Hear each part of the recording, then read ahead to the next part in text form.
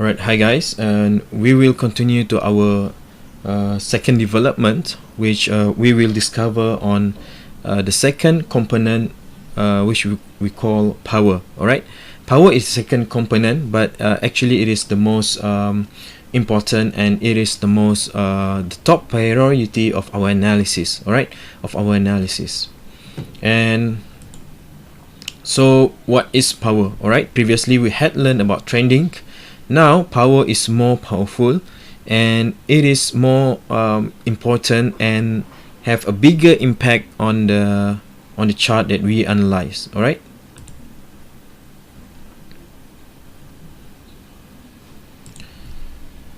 Now again, it is the first priority, but actually it come later than price trend. All right. Why is this happening? Is because actually for power we need more information. That we need two loops for power.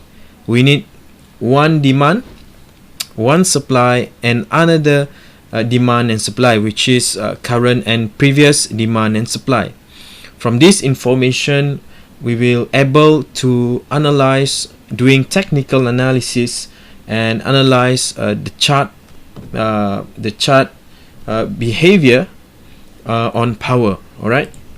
Now again, one loop is one move up and one moving down. This is simple. All right, this is simple. That's meaning that actually one loop is equal to one move down and one move up and one move down. All right, this is the demand line, and this is the supply line. All right, and for power we need two loop. All right, at least two loop in order to identify power, in order to identify either the stock has potential to go up or not. All right, then actually when you buy time, you will be able to identify the power analysis by the observation. All right, by looking at it, you know, at a single click, you know that it has power or not. And to confirm what we are doing is right, we will see some calculations on how to determine a loop or double loop has power to go up or not. All right, now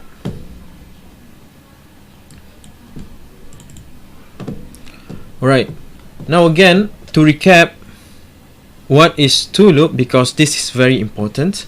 I want to recap in a very constructive manner that when we analyze price trend, all right, when we analyze price trend, we need at least two line that it move into the same direction. All right, it's two line and line number two. Right, we need these two lines in order for us to identify price trend. But for power, we need more than three lines for us to identify an equity have power to go up or not. All right, so we need buyer line, we need seller line, we need buyer line, and we need seller line. All right, so we need double demand and supply line. All right, double demand and supply line. So actually this is what we call as loop number one, and this is what we call as loop number two. All right, and from this we are able to determine either an equity have power or not. Now for our first learning, I will show you what I mean by no power. Right, what is no power? We'll see some example of no power and have power. Now we start first with no power. Okay, now we need at least two loops to identify power. Okay. Now we can see that through this line equity, alright, you can see that there is loop number 1 and there is loop number 2. Alright, there is loop number 2. So you can see that, right, this is demand number 1, supply number 1, and supply number 2. Alright, and you can see that this demand number 1 goes to up to this point, the resistance line, and the supply line goes at the support level again, alright, at the beginning point of demand line. And this same goes happening to the second loop, alright, where the demand line number 2 goes to the resistance and rebound back to the origin of demand line number 2. Right, what we conclude from this line is that it has no power, alright, no power, because it does not make any difference. It's the aggressiveness of buyer and seller in the market are still the same for both demand and supply line for this first scenario. And we go to the second scenario, which is, alright, which is quite the same, but actually for at this time, right, at this time, right, it does not, loop number 2 does not goes way up above and hit the resistance line. Okay, but what we could see here is demand number 1, this is supply number 1, this is demand number 2, and supply number 2. What we could see here is that for loop number 1, the ratio of demand and supply is the same, alright, and when the demand line reach the resistance line and the seller lines goes back to its original point of the beginning point of price point of demand line, alright, and this goes same goes to loop number 2, where the demand line, it goes up, and at certain price point it reverses and goes back to the beginning point of demand line number 2. Alright, now we could see that both ratio is 1 and 1, alright, 1 and 1. Thus we could conclude that this scenario, second scenario, has no power, alright, has no power, right. This is what we just did just now, alright, and this is, both of these are an equity that has no potential to go up, alright. Now we continue on this, our third scenario, right, our third scenario is that, right,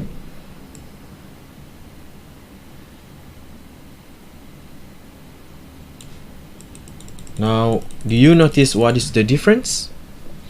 Okay, what you can see that loop number 1 has no difference from previous example, where the demand line goes up to resistance and it goes back to the it goes back to the origin of the demand line number 1. And what you can see that the demand number 2 rebound back and hit the resistance, and this time you can see that the seller line number 2 goes beyond the support level, alright, the support level, and you can see that this actually has no power. Now why it has no power? This seller line is getting longer than seller line number 1. Thus we can conclude that the seller become more aggressive, and right, and after it rebound, it may rebound back, after it rebound, it may rebound to the previous support, which is now it resistance, and it goes continue to move upward. Now later we will do some calculations to verify this, and we could see even clearer what we mean by and how does it become in resulting a line that has no power up. All right, and this is something that we don't want to invest in. We don't want to invest in a stock that is moved down in price unless we go short for it. All right, now some assumption that in this course we will always talk about a bullish trend. All right, we are always talk about the bullish trend, and the rule is a mirroring when you go for downward movement. All right, or you go for shorting. It is mirroring to what we learn, and generally when we learn, it's all about we are take consideration that we are try to buy low and sell high. All right, now the fourth situation is that, all right, this is demand line number 1, and this is seller line. All right, now this is loop number 1, and this is loop number 2. All right, what we can see here is the demand line number 1 goes from below support level to the resistance level, to the resistance lines, and after it hit the resistance line and achieve this resistance line, it rebound and goes back at the support level. Right, it hit but this time it is not hitting the origin of demand line number 1. It's stopped way above the origin of demand line number 1, and after that it rebound back to the resistance. But now you can see that again it goes beyond the support level. All right, goes beyond the support level, and for this scenario you could say that this situation has no power. Why does it resulting in has no power? It because you can see that the demand line getting shorter. All right, demand line getting shorter from demand line number 1 and 2 is is longer to shorter, and you can see that the seller line become longer. All right, become longer, and this is why did the line, this 2 loop, has no power. Now what we mean by no power is that when it rebound, it has no power to go over the previous high. All right, previous high. Now if it goes up here, it has potential to goes up here, but it can be rebound. Right, but it has no potential to go up until here. Right, because this line has no power. But you remember this, if an equity of the 2 loop doesn't have power, it means that it does not have power to go up more than its previous high. But if it goes up more than its previous high, that is time that you have to realize that it is not a real movement, and maybe it is a speculation movement that you want to. If you are holding on the equity, you might want to sell the equity when it goes beyond previous high. All right, and this is the situation that we just drawn just now. This is right, no power situation. You can see that from this scenario number 4, you can see that for this loop number 1, you can see the buyer are more aggressive. All right, are more aggressive, and the second line, the seller are more aggressive. It's changing hand. Right, it's changing from buyer to seller aggressive, thus it become no power.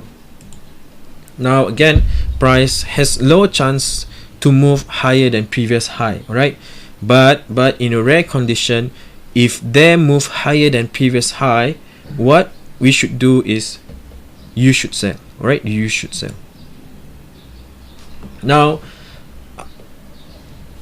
after we talk about no power up, right, now we are talking about how does the pattern look like if it has power up. Right, now we go to power up. Now this getting interesting. It's getting interesting, but can you guess how it looks like for power up pattern? All right, now you can notice that this pattern is very easy to use, and you can use in a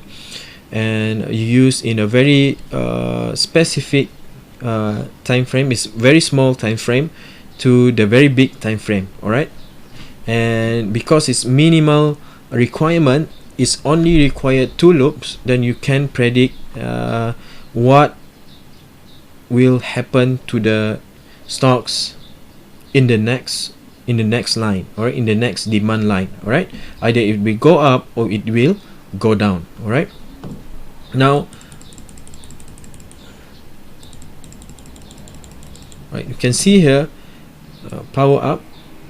Can you tell me either this equity has power up or not? All right, can you give your opinion? Right. Now can you see and determine the demand and supply line? All right, so we can see that this is the demand line number 1, and this is supply line number 1, and this is demand line number 2, and this is supply line number 2. All right, so what you can see here, all right, what you can see in the picture, you can see that demand line and supply line is the same. The ratio is still the same, because the supply line goes back at the beginning point of demand line. All right, now we could say that the demand and seller is neutral. Now for the second loop, what do you notice is that the demand line get back to the resistance, and then but what happened, the difference happened here is that the supply or the seller is not as aggressive as before.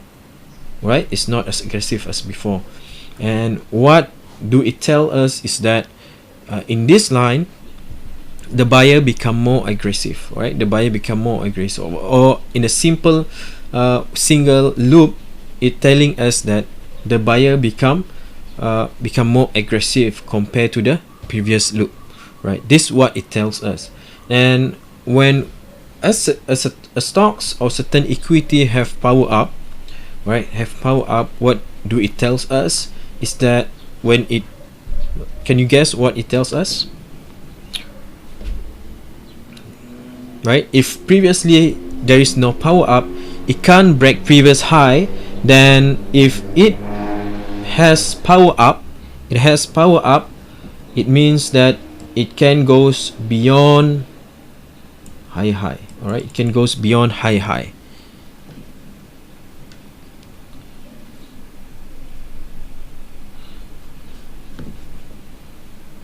And this is what we're trying to do here, is we try to determine whether it is good to go for an entry at this level.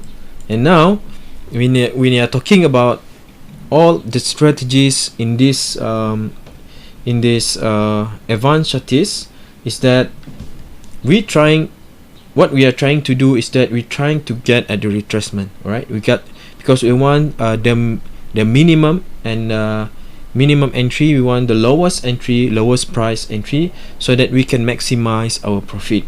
And then we are more safe because we are nearer to our stop loss compared to if we buy at the upper back route, which is the conventional. Most of people are doing this, but in order for us to get to a very accurate price, we have to buy at the entry. All right, we have to buy at the retracement. And then now we can see that this is what we are looking for.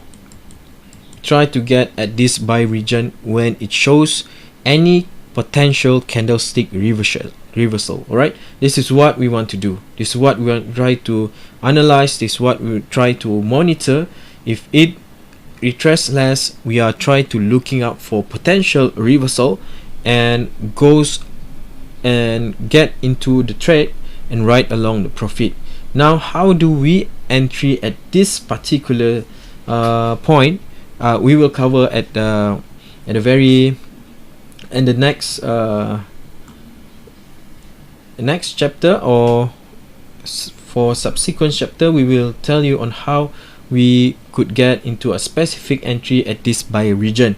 All right, this is very interesting because you can buy at a very lower price, perhaps the lowest price, if you could predict and you have more skill and experience about what will happen in this retracement. All right, now for the second scenario,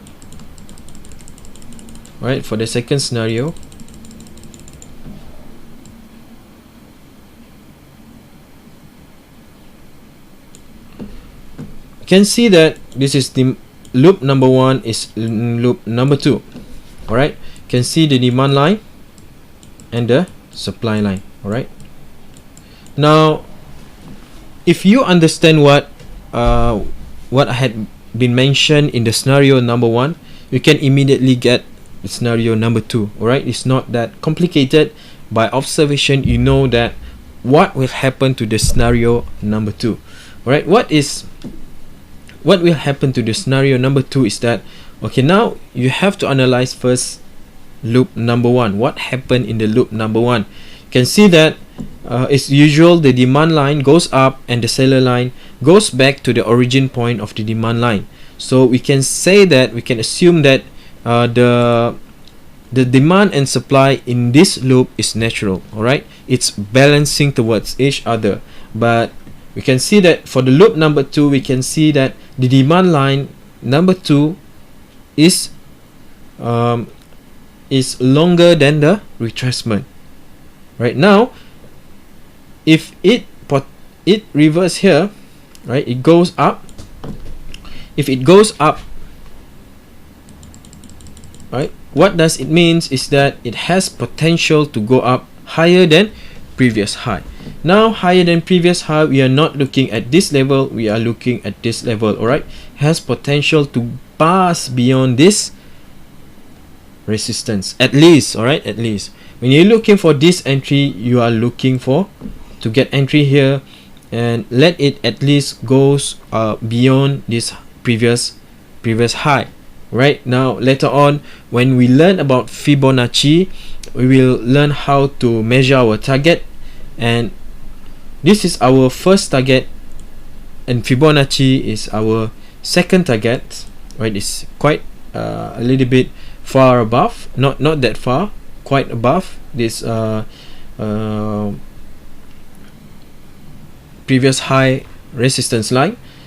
And then or if it has shown a very strong upwards, all right, we can use Dow theory. All right, which is when it make high, that it means that it is in an uptrend. All right, now for Dow theory, you use that knowledge to let the profit run. All right, you care less about the power and trend, but rather if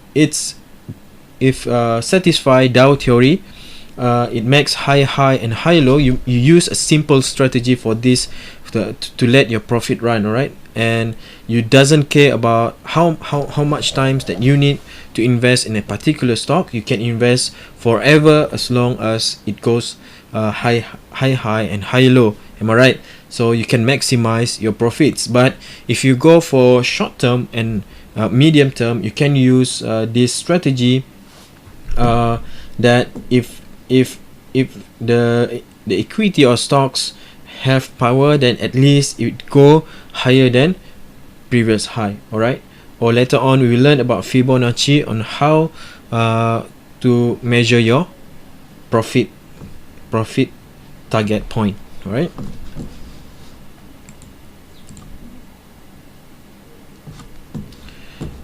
now we go to the third scenario.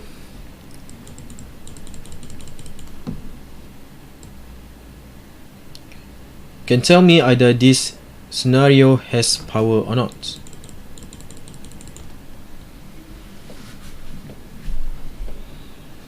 Right, now first we have to identify which one is the demand and supply line. All right, so this is the demand line and this is supply line number 1. This is demand line number 2 and this is supply line number 2, right? So what you can see here is that at this loop number 1, you can see the seller is more aggressive than demand number 1. It's more dominant, all right? It's more dominant than demand line number 1. So, but as time goes, you can see that this changes, all right? The buyer and seller in the market changing hands. Thus, you can see in the second loop what has happened, right?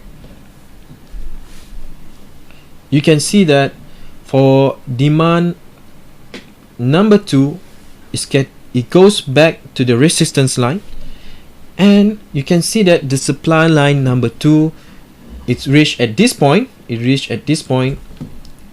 And you can see that the buyer are dominating at this loop number 2 rate if compared to the loop number 1. All right, and you can see that the seller become less aggressive in this loop.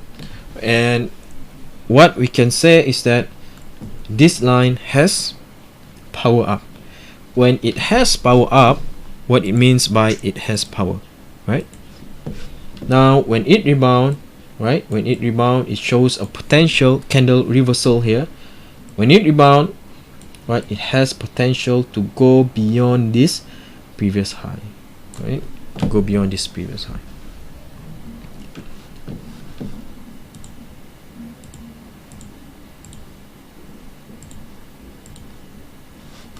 Now we go to the fourth scenario.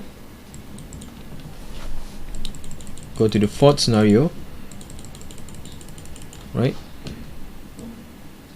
Can you tell me either these have power or not? Now first you have to determine which one is the demand number 1, which one is the supply number 1, demand number 2 and supply number 2. Alright, you can see that this is loop number 1 and this is loop number 2. Alright, what you're trying to see is that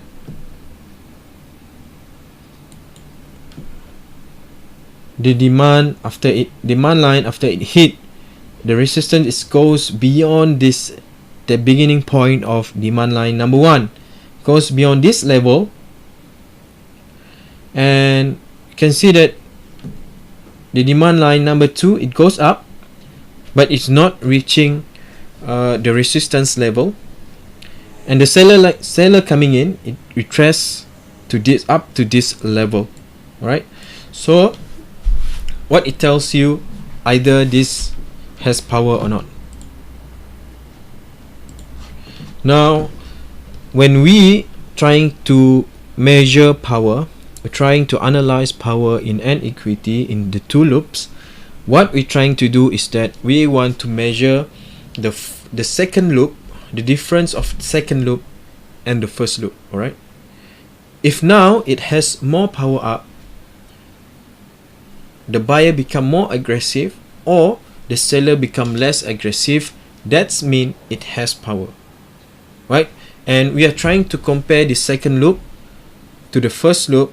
If the buyer become more aggressive and the seller become less aggressive, after the finish retracement of the seller line number 2, it means that it has potential to go and reach beyond its previous high. This is what it means. All right, now when we talk about previous high, it's not about loop number 1 previous high. We are talking about the most current previous high, which is the second loop high. Right, now you can see that this has power up, right, because we can see that if compare the second loop to the first loop, you can see that the second loop definitely has power. Thus what it will do next, what is high probability will be doing, the next line, the demand line, it will goes up. Right, it goes up beyond the previous high, at least it will reach here. So what you want to do is you want to get an entry at this spot. All right. Now, if you realize that this is right, this is bottom, double head and shoulder, invert head and shoulder at the bottom. All right. So you know now why does this pattern goes up after it finish this pattern, it will go up. Right, because of, you can see that the buyer become more aggressive than the seller compared to the previous loop. All right, that's why it has high chance to go, at least go higher than previous high, but most of the time it goes far way beyond. All right, because this is some particular, when this happen at the bottom, right, at the bottom stock market, it has high chance that the market has chance for big reversal. All right, and big reversal. When you get at the price, you can let your profit run. You can have a lot of profits if you let it profit run and not simply taking profits for short term. Right, but if your objective is for short or medium period of time, then you can take the profit. All right, to secure your profits. All right, but in another strategy, what you can do is that you can take some of your profits, 1/3 or half of your profits, to secure your profits. All right, and some of people use this strategy to let their profit run, and they take some of the profits and they let 2/3 or half of the remaining balance of their positions run and maximize their profit. Right, this is the good strategy because you have balance between taking profits and let the profit run. All right, you are averaging the market, and this is a very good strategy. I believe in the long term, you have a balance between take the profits and let the profit run. Right, this is what we had just learned, and we can see that the second loop has more power than the first loop. Right, now what we try to define here is that when an equity have chance to move up, right, and it has power to move up, it means that it has chance to move higher than previous high. All right, at least it will goes beyond the previous high. Right, and you have to remember this. And if an equity does not have power, again, it does not have chance to go higher than previous high. Right, now when we doing analysis, right, for uptrend, we try to measure is there any power to move up or not. All right, and subsequently this is mirroring activities when we go to the downside, where we want to see either there is power to move down or not for downtrend. All right, if it has power to move down, that's mean the line has no power. And all right, and if we do mirroring, we will see that the line has power to move down. Right, it just to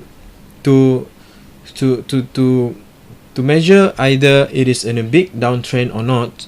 All right, we can determine the power down. All right, is that what it mean, right?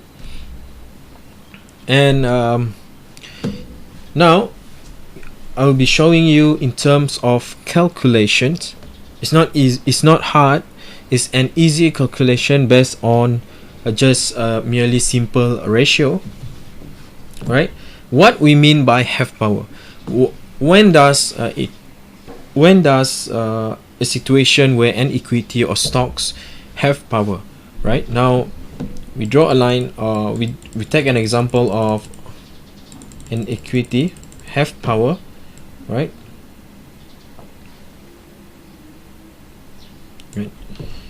And we determine the demand line and the supply line for both. Now definitely by observation we know that this line has power if it tried to reverse upward here. Okay, in terms of calculation, what we're trying to do is we're trying to compare this the first loop and the second loop, right? If the buyer have progression, then it means that it has power. Now we're doing the calculations, right? What you mean by that is that when we divide right, when we divide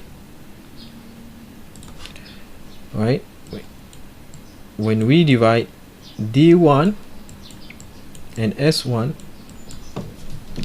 is equal to 1, right? And for the second loop we divide D2, right, to S2, right, equal to, if this, right, D2 divide by S2, it yield a result more than 1. It's what we call have power, right? We are comparing between loop 1 and loop 2. Is loop 2 bigger than loop 1? That's mean it has power. That's what it means. Alright, that's what it means. Now we look at the, right, this is what we are talking about. It has if it has power, then it has potential to go up because of loop number 2 here is the ratio is bigger than loop number 1, right? Now we take an example of second example, right? Take a second example. You can see that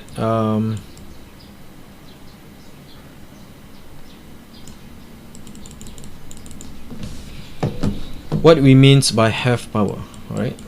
Have power. Now we determine the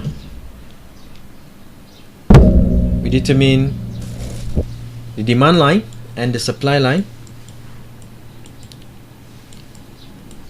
and this is the supply line number 2, right? Now we do the calculation again. We determine which loop number 1 and loop number 2, right? And this is a loop number 2, and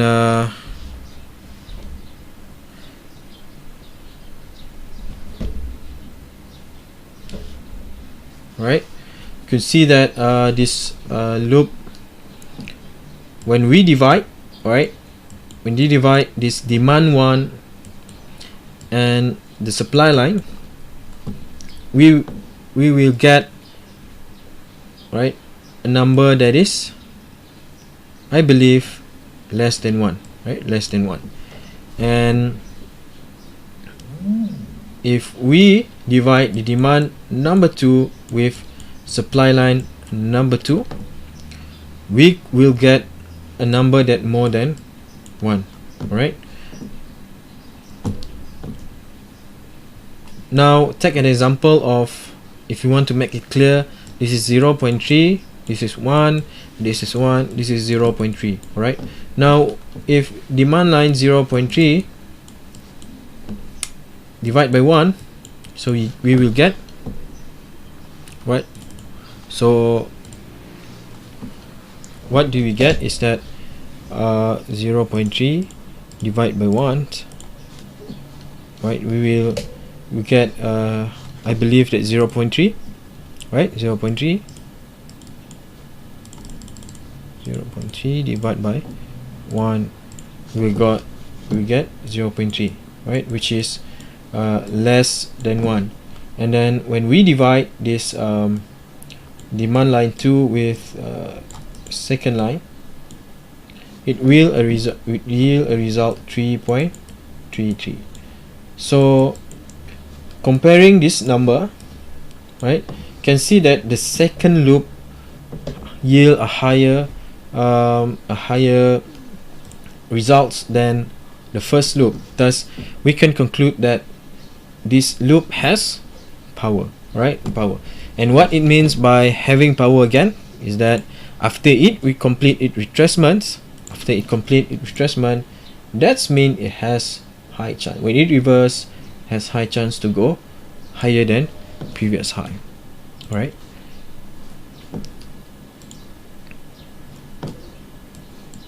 Now, this is what we had just did just now, right? You could see that this trend line have power, right? By observation, we knew it already. Because we could see that the seller line is become less aggressive, right? Thus, it has power to move up, right? Or we can done it by calculation if you want to. I think that's all for the topic. Now, I would like for you guys, all right? I would like for you guys to, before we end up these sessions, I would like for you guys to determine either each of this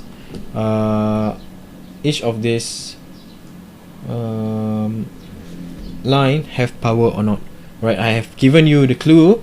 I've given the clue there, and I hope that you can see which one does have power and have no power to move up. Right, see you guys in the next topic.